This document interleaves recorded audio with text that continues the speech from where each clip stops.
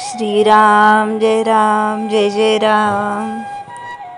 देवाकरता स्वतःला विसरावे। तुम्ही स्वतःला दिवसातून एकदा तरी विसरता की नाही? हल्ली आपण आपल्याला विसरतो, पण ते विषयाकरता विसरतो। स्वतःला विसरावे, पण ते विषयाकरता विसरू नये। एखाद्या वेळेस असे होते की एखादी आनंदाची बातमी समजली म्हणजे आपण काय करतो हे आपल्यालाच समजत नाही। अशा वेळी देह भानावर नसतो हेच खरे। त्याचप्रमाणे दुःखाची बातमी कळली म्हणजे होते। थोडक्यात म्हणजे आपण जेव्हा विषयाच्या अधीन होतो तेव्हा आपण देहाला विसरून विषय भोगतो। त्याचप्रमाणे क्रोधाचे होते। विषयासाठी देहभान विसरणे हे केव्हाही वाईटच, परंतु देवाकरता जर आपण आपल्याला विसरलो तर ते फारच उत्तम। भजन करीत असताना देहभाव विसरून भजन करावे। आपण आता तसे करतो का? भजन म्हणत असताना कोणी ताल चुकला की लगेच आपण रागावतो, ते खरे भजन होत नाही।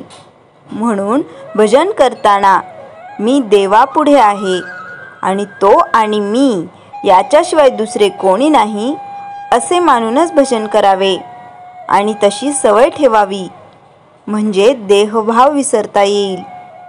संसारात आपण कोण हे न विसरता संसार करावा, म्हणजेच विषयाच्या अधीन केव्हाही न होता संसार करावा।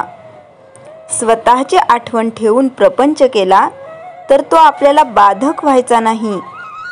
व्यवहारात काम, क्रोध, लोभ वगैरे सर्व काही असावे, पण आपण त्यांच्या स्वाधीन न होता त्यांना आपल्या ताब्यात ठेवून वागावे, म्हणजे देहभाव आपोआप नष्ट होऊन जाईल।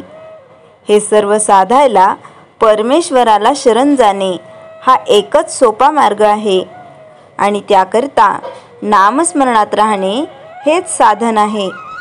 कोणी 12 अन 12 24 वर्षे साधनात राहूनही काही काम झाले नाही असे म्हणतात आणि यात काही अर्थ नाही म्हणून सोडूनही देतात।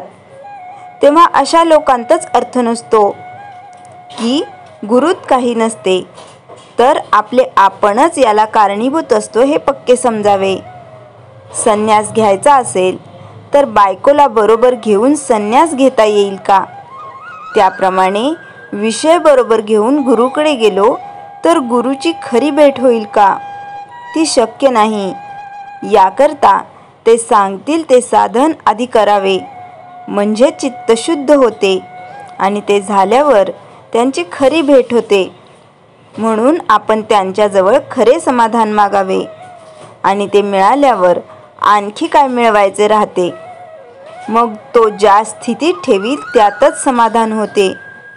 देहभोगाची आशा वेळी काहीच किंमत राहत नाही आणि मग त्याला कंटाळण्याचेही कारण उरत नाही। श्रीराम जय जय राम। चैतन्यवाणी परमात्म्याचे स्मरण, यातच विषयाचे विस्मरण। श्रीराम जय जय राम। जयाच्या जनी जन्मनामार्थ झाला, जयाने सदा वासनामात केला। जयाच्या मुखी सर्वदा नाम कीर्ती, नमस्कार त्या ब्रह्मचैतन्य मूर्ती। श्रीराम जय जय राम।